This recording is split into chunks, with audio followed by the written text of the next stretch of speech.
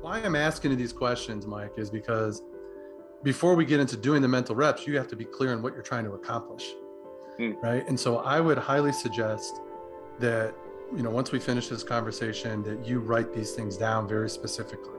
So you have a specific goal that you read every day that gives you a focus and intention on those mental reps or anything else you're doing to practice, right? And then the most important kind of goal, as we've talked about before, is the process goal. So this is the ingredients and the recipe to what is it going to take to create and accomplish those other goals. So that's where we got to talk next about what's that process going to look like. All right, Eli, we're here to talk about Dr. J, our goals for the year, part 2. We're talking about process goals, but before we get to the process goals, we got to hear your performance goals, because we went over my performance goals last time. We did not go over yours. I have not seen yours, so I'm ready. I got them right here. I need fresh reactions. All right. Category number 1 is putting. Putting right now is currently, according to the Golf Metrics app, I am a +6 handicap. And when I'm over 22 feet or whatever their measurement is, 22 feet. You're a +6? I'm sorry, I'm a -6 is what I meant to say. I'm a -6. I'm the greatest putter on earth. I am the world's greatest putter. And if you break that down into the long distance putts, Irish Mike comes on and goes, Eli, you never putted when you were a kid, did you? It's really awful. My Irish Mike, that impression's out of love, by the way. It is out of love.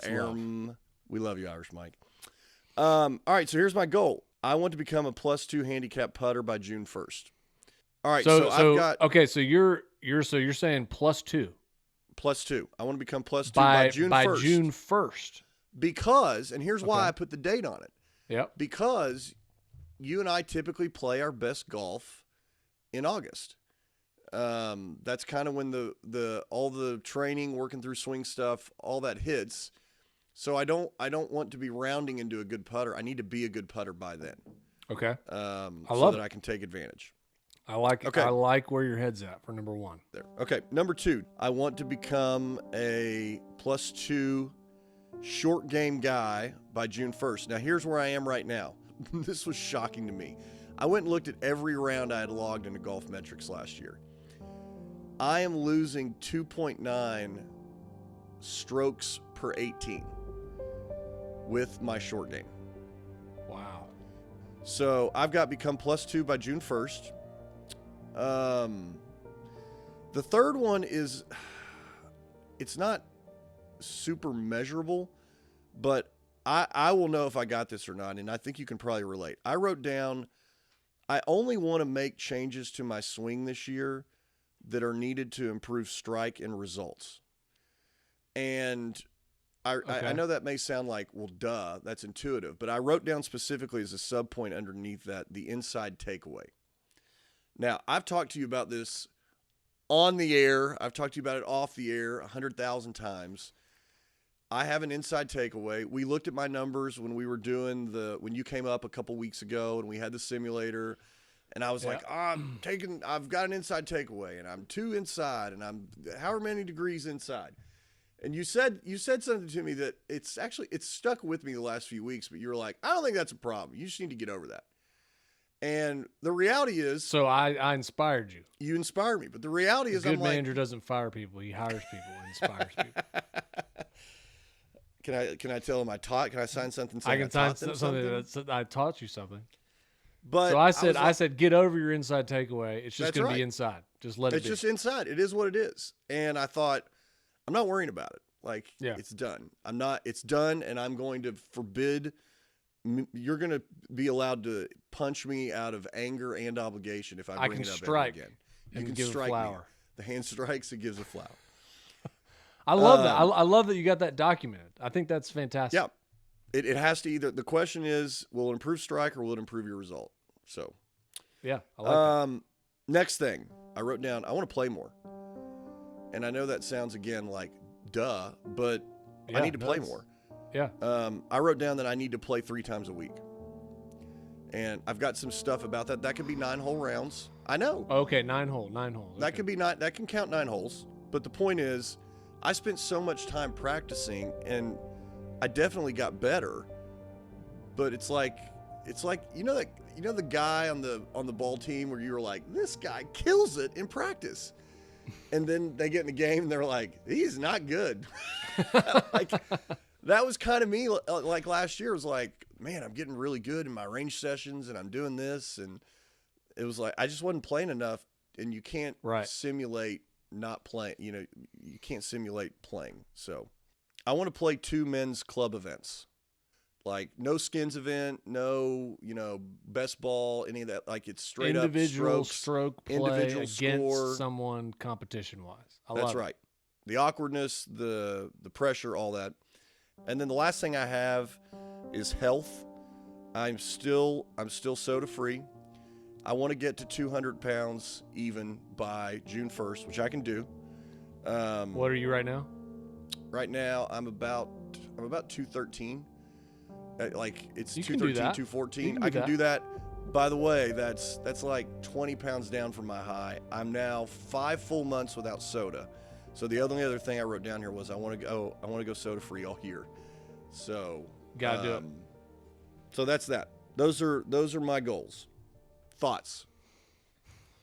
I really like the goals. I really like that you put in the measurable events, the competition events that you're going to play. I was like, that's something I want to do too.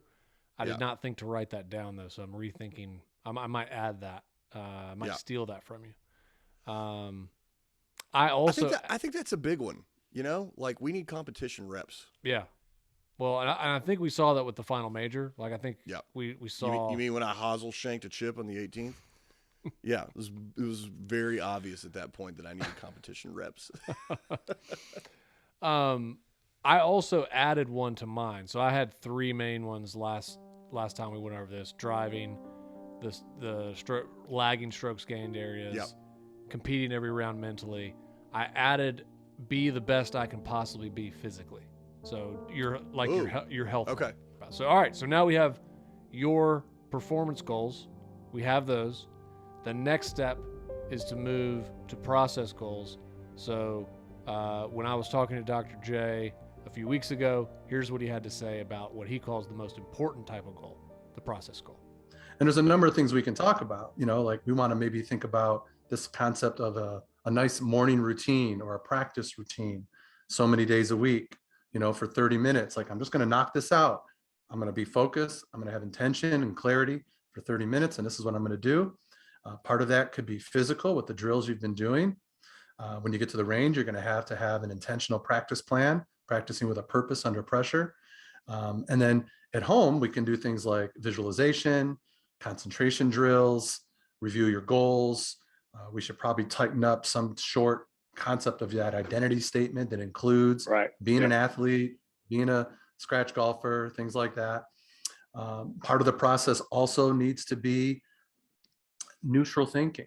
We talked a lot when we were down in North Carolina about not saying stupid stuff out loud, right? Just not saying negative. And I know this is the hardest thing for both of you guys because you're funny, you're creative, you're sarcastic, but constantly the repetition of negativity out loud is really bad.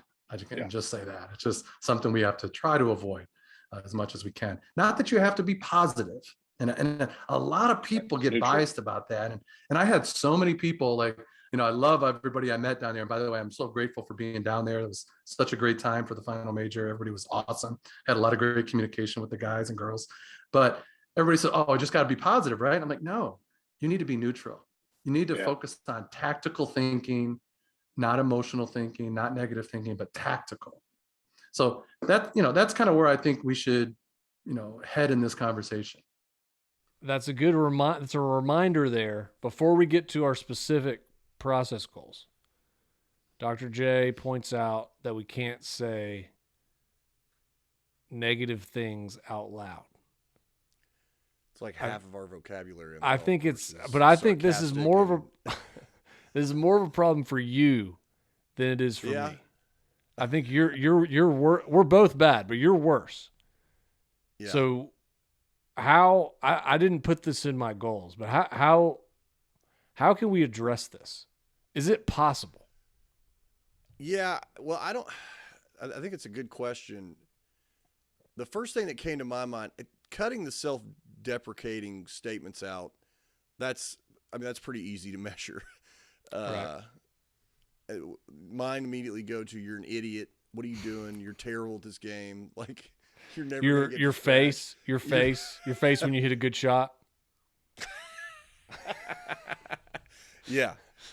Those are easy to cut out. But I'll tell you what came to mind when he said, I think it's probably more the staying neutral. Not positive. Yeah. That I was probably less clear on. I mean, I think on the surface it's like, yeah, stay neutral. But I'm like, well, how does that look? How does that actually look in a real round? I'll tell you what my mind immediately went to, whether this is the right application or not. But I immediately went to Greenbrier, and I don't know why when he said that, I thought about a couple of holes where it's like, no, to be at scratch, you have to birdie these holes. And it's like, no, you don't. Like, just be solid. I guess my thought was, I just have to kick out you got to take advantage. You got to take advantage here. It's like, just play solid golf and just let be the smart. opportunities come. Right. Because I think I do a bad job of that. I think there's certain holes I can picture right now, and it's like there's this pressure, like, you got to pound. It's a par 5 on this one. You got to pound the ball down the middle and have a good shot at getting on in 2, or you can't birdie. It's like, well, that's not true. Like, I chip up there close, chip on, birdie. Like, there's lots of ways to birdie a hole. Yeah.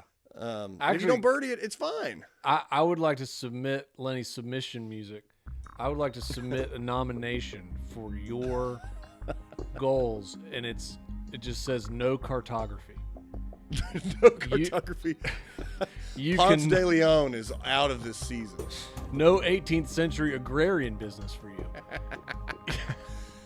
you. You cannot. Same principles.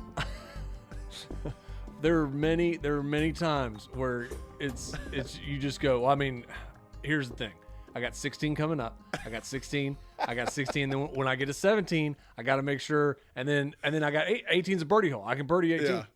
Yeah. You just can't do it. You got to stay in the present moment. No cartography. Agreed. I will fully submit to that. I love it. All right. What about you? What does being neutral look like to you? First thing that comes to mind. Clear your head. J. Edgar Hoover. This thing. J. Edgar Hoover. I didn't think of anything. Did you think of anything? The immediate thing I think of is just shut up. Like, just stop. Like, as soon as I make contact with the ball, like, there are many times where I'm like, no, oh, Mike. Like, I talk to myself in third person, which I hate. I hate doing that. Like, but it just comes out like, oh, why'd you do that? Oh, that's oh, that's bad. Like, but it's just right after contact, and it's like, just shut up. Like, just don't say anything. Like, that's not helping anybody. It's not making you, like, it doesn't make you look better when you complain about your shot. Like, it's kind of annoying. So, it just reminds me to shut up and just hit the shot and watch where it goes, and then say, all right, it's on to the next shot. All right, I'm going to add in, since we're in the spirit of adding here, I'm adding one for you that I think you've gotten in a bad habit of doing this. And you probably don't even realize you do it. Oh my gosh. But I can always tell when you've hit the point of no return. When you start complaining about a course, it's over. When you're like, this course is targeted and stupid. I'm like, he's not coming back, people. People, he is not coming back. I hate this course. You're like, this course is targety. This is the stupidest course. I'm like, it's over. He's not. We've reached the point of no return. Don't even try it. I accept that. I fully accept that. He'll come around, but it won't be till later. No complaining about courses. All right. Okay. No cartography for you. No cartography for me. No 100%. complaining about courses. And no right after impact. Shut up after impact is what I'm going to say. But here's my question though. To both of us. Shut up. Is it okay to vent but just move on? Like, golly, that was stupid. and then just like get it out. But then the point is, don't dwell on it. Because Dr. J, I've also heard him say, yeah, we're not talking about Pollyanna. Like, you can get angry, you can get frustrated, but Yeah, then you got to leave it. You got to leave it at that shot. But don't say that was stupid. Yeah. Okay. All right. You can say, what if we came Do up we with need a made-up word? Do we need a safe word? Tippy toe, tippy toe, tippy toe. Lemon tree. Can we come up with a safe word? Let's do a safe word. It's a positive word, but it voices displeasure. It voices all the frustration that you could have on a golf course, but it does it positively. Lemon tree. We need tippy toe. We need something. I'll tell you the first thing that came to my mind. Foliage.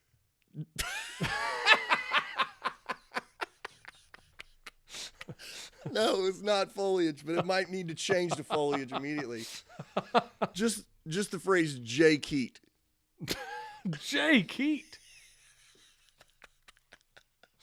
Lenny, storytime music. John Keat, if you're out there.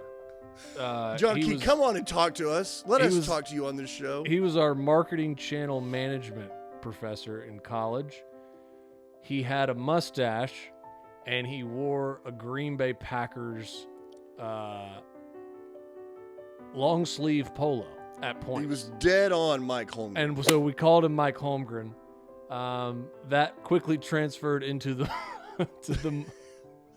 the mustache king.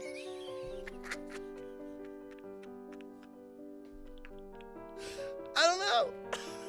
Why do we call him the mustache king? And by the way, to tell you what, just studious He's the people, king Mike of all and I mustaches. Mike and I had to put together a massive presentation. We did. Was it like a project? Did everybody have a car company? Is that what it was? I'm going brain dead. Yeah, everyone had a car company. We had Honda Civics. We had Civics. Mike and I wrote this entire serious senior year report on our company, but we laced Green Bay Packer references all throughout. And the cover throughout the report. And the cover was a picture Civic. Was a Civic and a picture of Brett Favre photoshopped hanging out of it. And he was saying, "Hold the Lombardi trophy." And he said,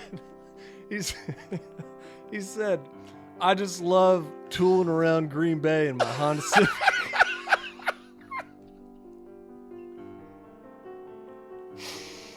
We peaked in 2003. We should have just called it quits then. Oh my gosh.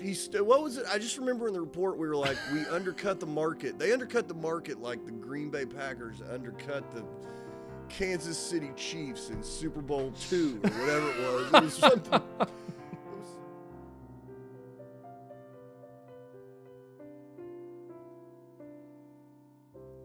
So my first performance goal is drastically improve driving. The ways I'm going to do this, I'm going to commit to get lessons from the guy at the Cardinal, Chris. Yep. 2 times a month. Ooh, and okay. they will until I am a premier driver of the golf ball, they're going to focus on driver swing. And then I'm committing to 2 times a week the fairway simulation golf metrics game on the range. Ooh, okay, I like that. Basically picking different fairways. Yep. And doing that 2 times a week. All right, Love the next one is increase driver speed from 105 to 115. To accomplish this, we're going to do a golf-specific workout 3 times a week, Irish Mike. The other thing that I will do, and I've been doing for 1 week, is super speed. Whoa. Okay. The thing I love so much. The thing that you so much enjoy. Swinging a heavy stick. Actually, you know what? I will say I'm finding it so much more enjoyable with the PRGR. Oh, okay. And we are not sponsored by the PRGR, Yep. but PRGR, if you want to throw some dollars our way, do it. But I'm confident that the number is right. Yeah. And there's not with that radar we got, it was very unpredictable. I think some of them were right, but it's very it's very documented that Yep. the PRGR is very accurate. Yep. And I've seen that. Like Yep. when it feels fast, it's fast. Yep. And it's so that accuracy has actually improved my enjoyment of it somehow. Yeah. So I think I'm going to stick with that for the first time ever. I've never gone Okay. past 2 weeks with super speed, I but love it. I'm going to make it. Austin will be 6 weeks for me, and I will be swinging You're going to tell difference. really, really fast. Yep. Yeah. You're going to be able to tell difference. Yeah. All right. Number 2 is tighten up the specific strokes gained areas where I'm lagging 150 to 200 yards. My process goal there is again 2 times a week, greens and regulation, simulation game, specifically with 9-iron to 5-iron. Setting up a practice course on the Golf Metrics app and tracking that twice, and that's twice a week. Okay. Improve 0 to 20. The chipping drill with the tees outside of the outside of the hole. I'm gonna do that once a week. God, it's hard. The strokes gained lag putting course, I've set that up in my Golf Metrics app. Okay. I'm gonna do that once a week.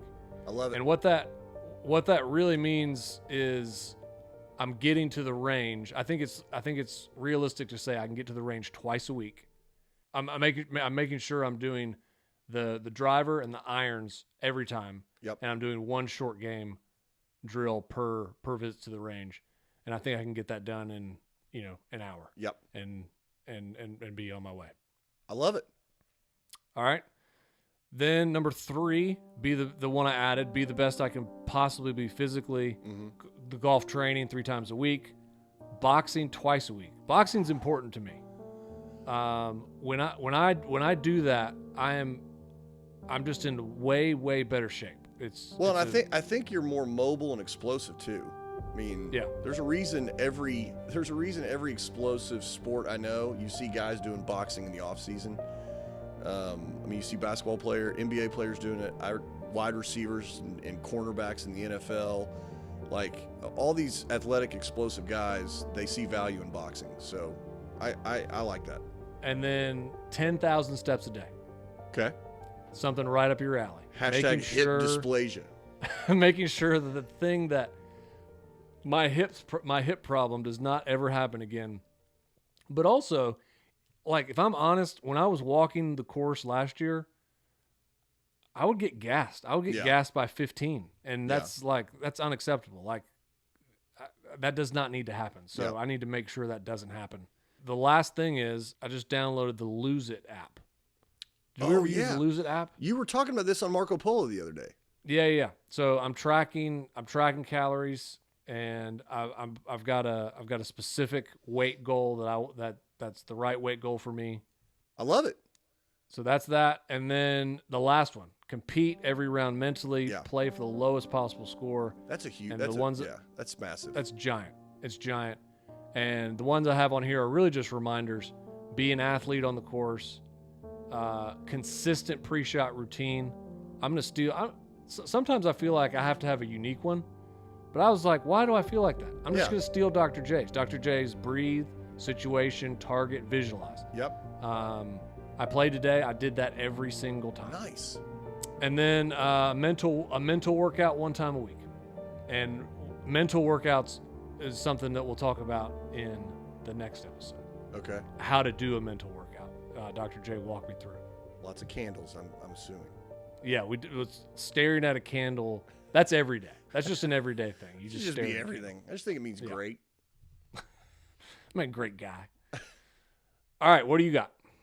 All right, I love yours. I think they're very doable too. I didn't hear anything where I'm like, yeah, dude, you're not going to do that. Like, no shot.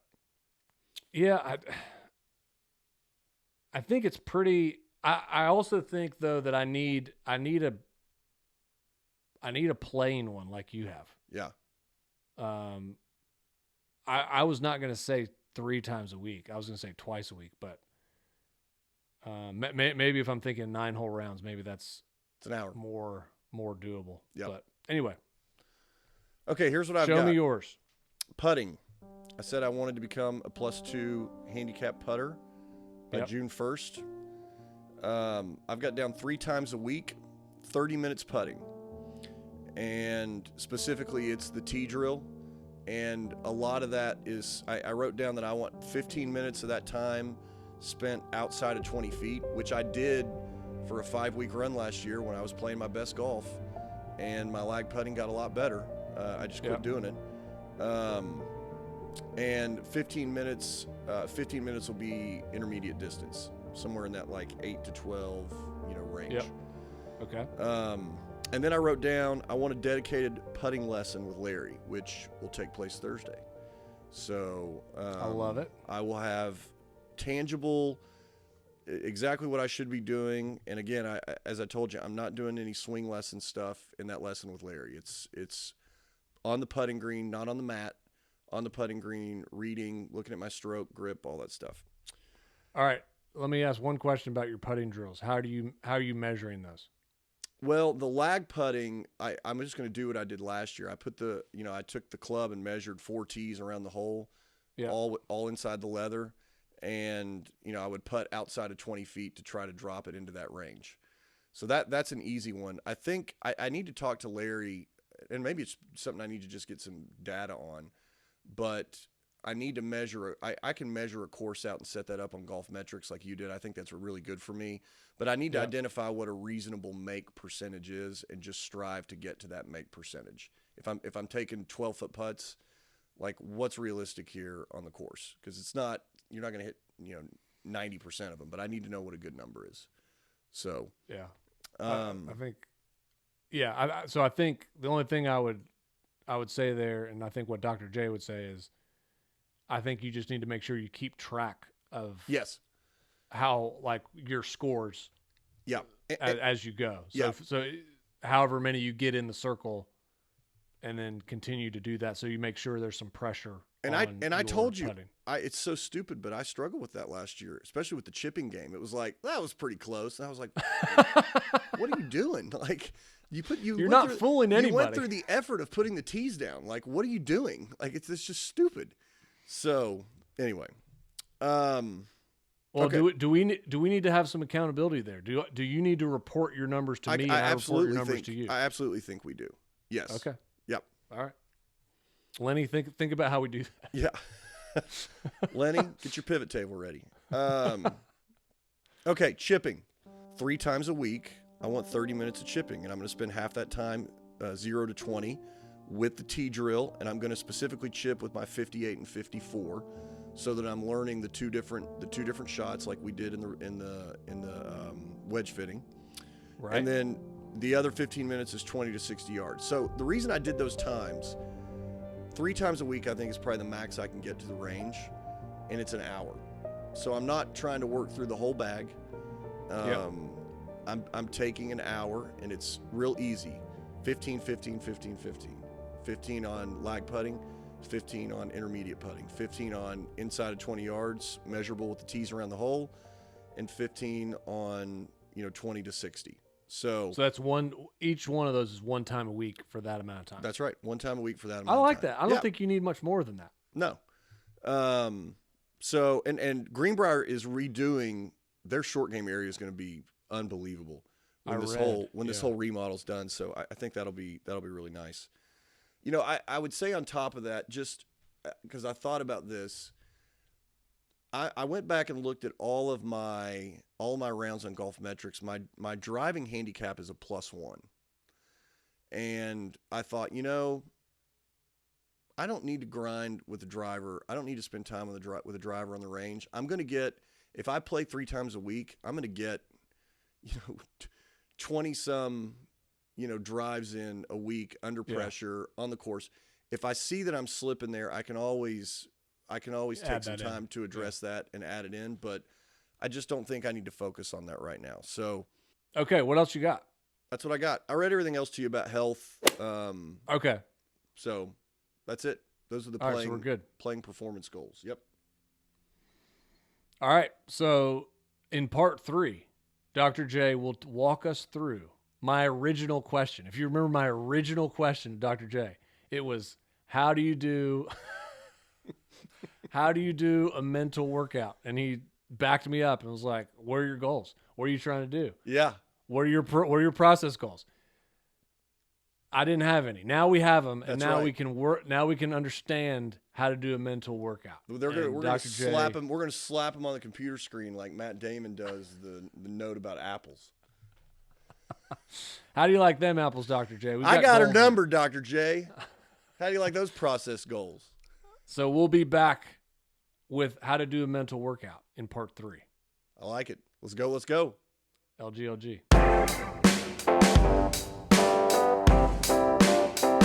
Rhythm is life, and life is rhythm. Life was so much easier when there was a clear black night, a clear white moon.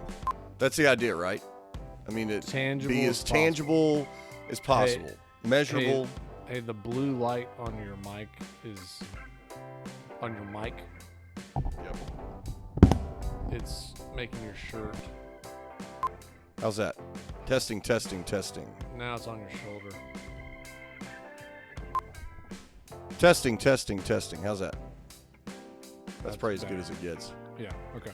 Yeah, but you're driving. When we played 9 at Sugarloaf, Sugarloaf. lap-a-doopa-doopa Sugarloaf, lap-a-doopa-doopa-doopa Stewart Sink. Your precision, I can only think of one loose drive. Like you were really like the ball was on a really nice target line pretty much the whole time. And that drive was your fault, actually. It was the one after you filmed my swing, and I was angry. That was my fault. Put that one in the bag for the It final was a major. Sean drive. It was a Sean drive. You'll miss some putts you don't deserve to. Freaking. The effective alarms, they work every time. I'm stopping that one. I'll probably remember to do it later. All right, let me say it again.